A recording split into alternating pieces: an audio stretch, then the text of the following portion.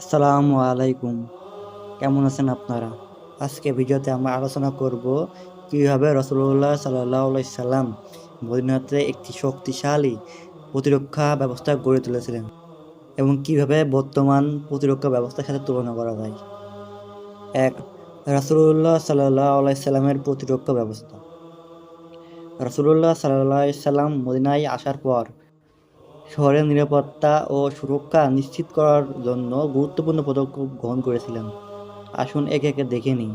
২. দুর্গ নির্মাণ ও সীমানা নির্ধারণ।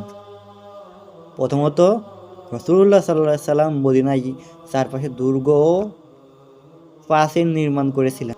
এই প্রাচীর শহরের সুরক্ষা নিশ্চিত করতে সাহায্য করেছিল। বর্তমান সময়ের সঙ্গে তুলনা করে আমরা দেখতে পাই যে সুরক্ষা নিশ্চিত করার জন্য আধুনিক শহরগুলিতে দুর্গ বা প্রযুক্তিগত ব্যবস্থা যেমন সিসিটিভি ক্যামেরা ও বাহিনীতে ব্যবহৃত হয়। চুক্তি ও সহযোগিতা। দ্বিতীয়ত, রাসূলুল্লাহ সাল্লাল্লাহু আলাইহি সাল্লাম বিভিন্ন ইহুদি গোষ্ঠীর সঙ্গে নিরাপত্তা চুক্তি করেছিলেন। এটি শহরের অভ্যন্তরীণ শান্তি ও সুরক্ষা নিশ্চিত করতে সহায়ক হয়েছিল। বর্তমান বিশ্বে আন্তর্জাতিক চুক্তি ও সামরিক সহযোগিতা দেশের নিরাপত্তার ক্ষেত্রে গুরুত্বপূর্ণ ভূমিকা পালন করে। ৪. অভ্যন্তরীণ নিরাপত্তা ব্যবস্থা। ৪.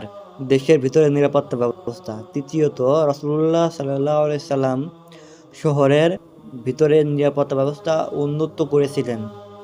আধুনিক নিরাপত্তা ব্যবস্থার মতো আজকের সমাজে পুলিশের মাধ্যমে নিরাপত্তা নিশ্চিত করা হয়। ৫. প্রশিক্ষণ ও যুদ্ধনীতি। প্রথমত, তিনি মুসলিম বাহিনীর প্রশিক্ষণ দিয়ে যুদ্ধের জন্য প্রস্তুত রেখেছিলেন। বর্তমান সময়ের সেনাবাহিনীর প্রশিক্ষণ ব্যবস্থা ও কৌশলগত পরিকল্পনা এখনকার প্রাসঙ্গিক তুলনা হতে পারে।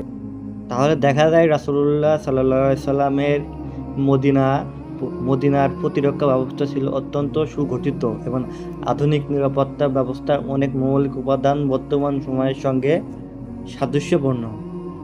আশা করি এই ভিডিওটি আপনাদের ভালো লেগেছে। ভিডিওটি ভালো লাগলে লাইক ও সাবস্ক্রাইব করতে ভুলবেন না। পরবর্তী ভিডিওতে আবার দেখা হবে ইনশাআল্লাহ।